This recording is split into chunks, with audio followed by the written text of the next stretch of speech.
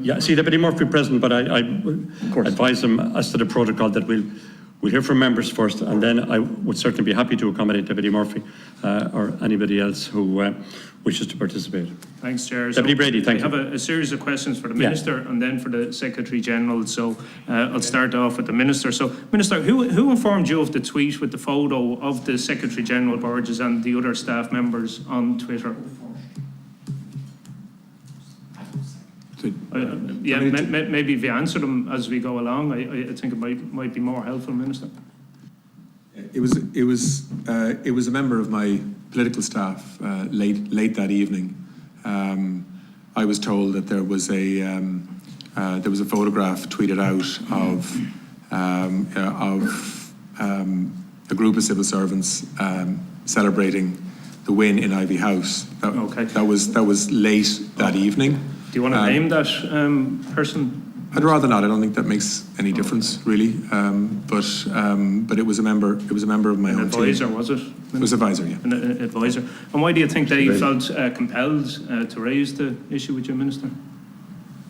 Well, because I think it was seen as a mistake that shouldn't have happened, and I think that mistake was subsequently acknowledged by the Secretary General himself, who acknowledged the mistake and took the photograph down from social media. So your advisor saying it as a serious breach of that's a speculative question, Deputy Brady. With respect, that's a speculative question. Did you see the tweet, Minister, before it was deleted?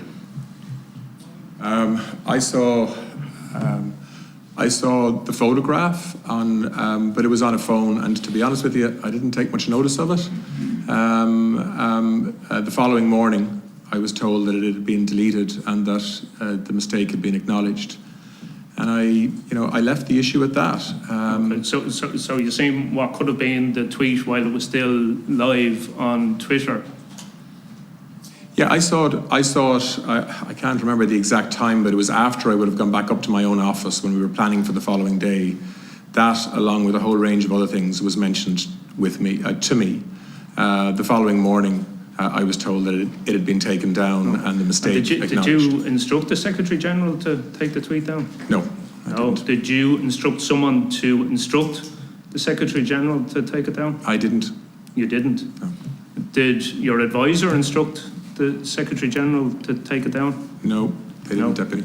Do you know who instructed him to take it down, or?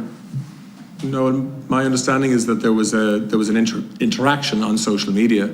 The mistake was raised with the Secretary General. He acknowledged that the department had let its guard down, and that shouldn't have happened in terms of the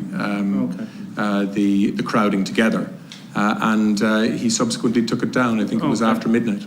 Minister, just in your opening statement here, you say that you accept that I should have formally raised the matter with him, i.e. Niall Burgess. I'd imagine so. When did you speak to the Secretary General about this incident, or did you speak to him at all in any capacity? I didn't speak to him. You didn't speak to him at all? Not about this issue, no. And I think the reason for that was that, literally the following day, this issue, I think, was seen as a careless mistake, and the agenda moved on. Nobody raised this issue with me in the department. Nobody raised it with me outside of the department until your political advisor notified you that he had serious concerns, or they had serious concerns. No, that's not what I said. You didn't feel the need to raise it in any capacity with the Secretary General. Like I said, I find that bizarre, Minister. Like I said, with the benefit of hindsight, now having read a report and looking at public concern and anger in relation to that image and what it represented, of course now, with the benefit of hindsight 19 months later, it would have been appropriate for me to have raised it directly with the Secretary General to understand the background to it and how it happened. Okay, Minister. I had the kind of relationship with my Secretary General where I trusted him. This was a workplace incident. I wasn't there, hadn't been involved in it. Clearly you're wrong in that assessment. Minister, have you deleted any texts or any other communications in relation to this incident? No. No? Okay. Minister, I welcome the swift appointment of an external review of the alleged party and alleged COVID restriction breaches in McKee Barracks in June 2020 that you have initiated, but it seems No, to be... I'm not going to allow questions to that. Deputy Brady. I'm not asking any question. Deputy Brady, I'm please. just saying, I'm not going to take any reference to that. It seems No. that there are double standards in your perception of No. accountability and transparency. So, Minister, do you believe that the Deputy Chief No. Whip of I'm going your to- party, I made no allegations, I said allegations. Deputy Brady, please, you have made allegations directly against the minister in a way that's fundamentally unfair. And can I say to you, and can I say to members here, members have been publicly asking questions on this And issue I'm entitled of to June. ask legitimate questions. These are very legitimate questions. You're not entitled to stray Chair, beyond- Maybe no, no. a little bit uncomfortable for some. You're not entitled but to stray they beyond are the agenda. legitimate Members of questions. this committee have been making public commentary in the media, in the chamber, have been requesting that we have a hearing with the minister, that the minister be called in and the Secretary General to deal with the issue of June 2020. We're now doing that.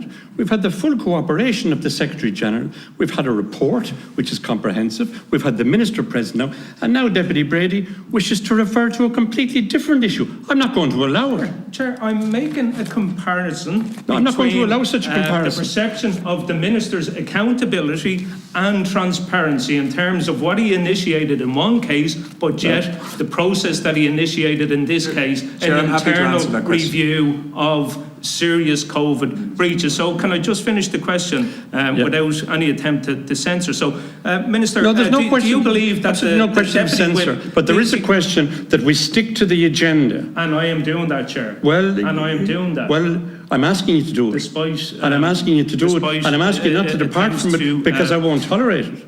Thank you. I'm sticking very, very Okay. strongly to it. So, Thank you. Minister, do you believe that the Deputy Chief Whip of your own party, Brendan Griffin, and Minister for State Anne Rabbitte were wrong when they stated that they believe there should be a full independent inquiry into the events in question?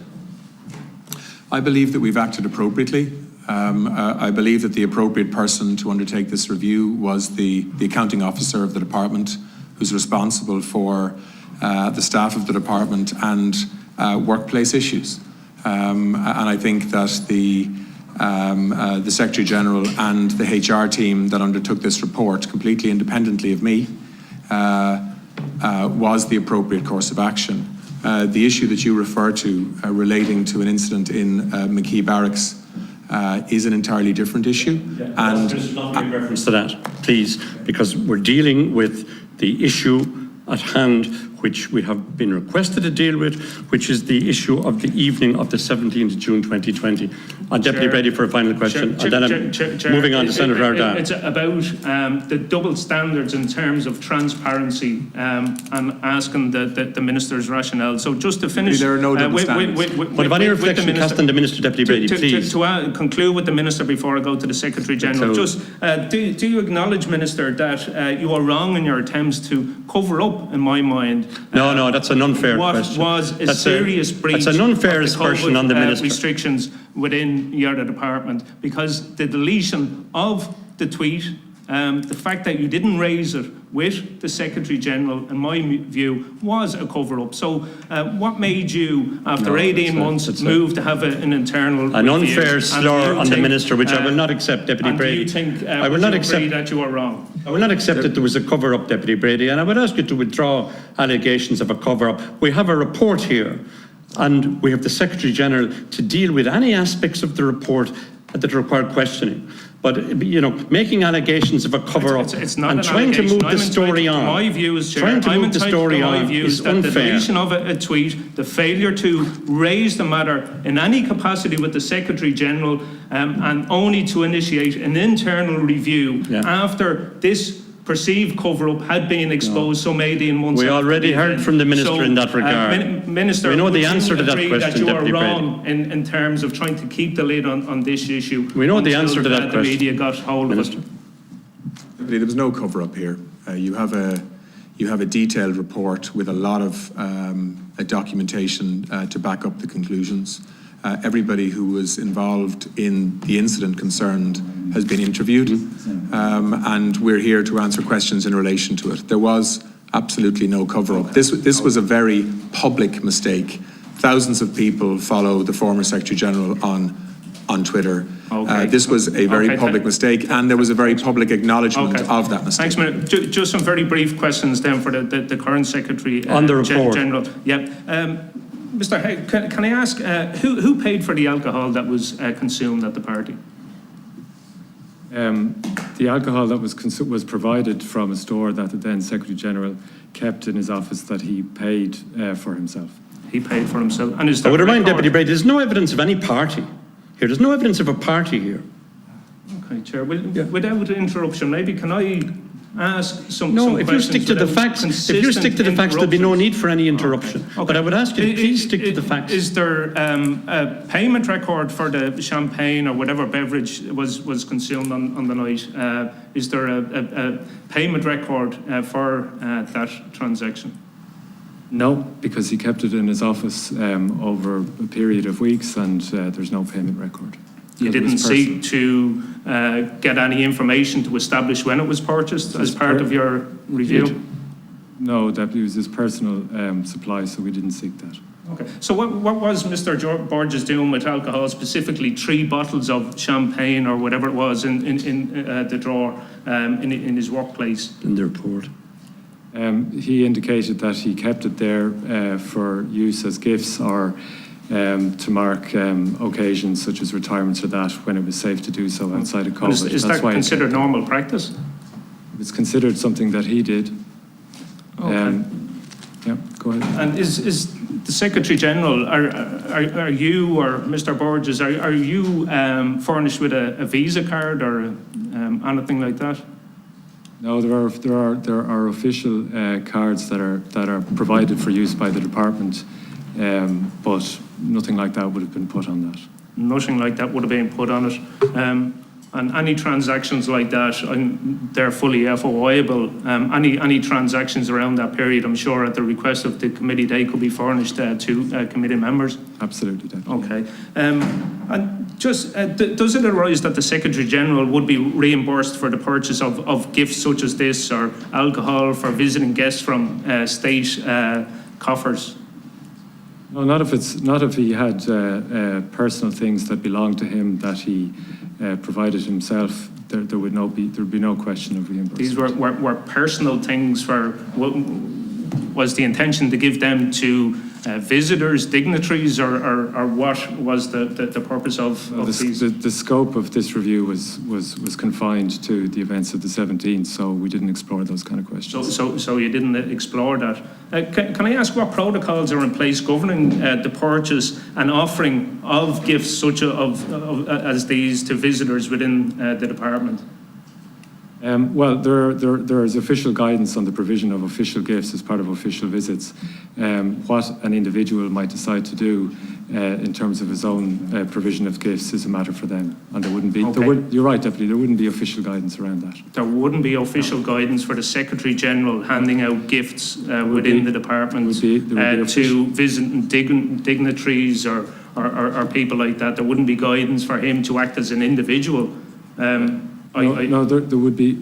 are two issues. There would be official guidance on the provision of official gifts as part of official events, but what an individual decides to do with their own money is entirely a matter for themselves. Okay, so you would think it would be acceptable for the Secretary General within the department to be handing out gifts to visiting dignitaries in his own capacity without any checks or balances? We're straying from the report here. There's absolutely no suggestion of any such event. I'm trying to establish. That you're imputing. I'm trying to establish the purpose of the alcohol within the department. It's in the report. It's in the report. A version. And the floor the Secretary General Hackett has informed us that he was solely looking at the date in question. He didn't establish as to when this alcohol was purchased, why it was purchased, or anything like that. And I would suggest that the alcohol was purchased specifically for the event on the night. And that is what I'm trying to establish here. So can I ask again as to, is the Secretary General of the department allowing gifts like this to be handed out willy-nilly without any records being kept as to who they're being given out to, what perceived preferential treatment is being given? I just find it bizarre. So you're saying there is no records kept of any gifts like this being handed out by the Secretary General? Saying that there's a record and a protocol around the provision of official gifts, but what a private individual decides to do is their own business, and there is no official guidance around that. And the review found no evidence that the alcohol that you referred to was purchased specifically for use on the 17th of June. Okay, well, just one concluding question to the Minister. Minister, do you think it's acceptable that the Secretary General within your department would or could be handing out gifts in his own personal capacity to visiting dignitaries with no checks or balances or no protocol in place to record that? Because I find it bizarre, and quite honestly, I don't believe that that was the situation here. But do you think that would be an acceptable practice, Minister? I think the Secretary General has dealt with that issue, Deputy. Okay, I asked you, Minister, do you think it's an acceptable practice that the Secretary General of your department would be able to keep stores or supplies of alcohol, champagne or whatever within his office, within a drawer in his office, to hand out to visiting dignitaries without any checks or balances or protocol because he has purchased it himself? I don't think that's an acceptable practice. This was my understanding from reading the report was that this was these bottles were privately purchased and they were there for private use. There wasn't any suggestion that they were being given as official gifts to anybody. Thank you. In the evidence, it states they were being kept as gifts. Now you're saying it was for personal consumption. No, I didn't say that. What did you say, Minister? I said that was a matter for personal usage for the Secretary General at the time, but from my understanding of reading the report and the evidence that was given that resulted in the conclusions in the report, they were the bottles of wine involved were purchased privately and they were used privately. That's my understanding. Thank you, Deputy Brady.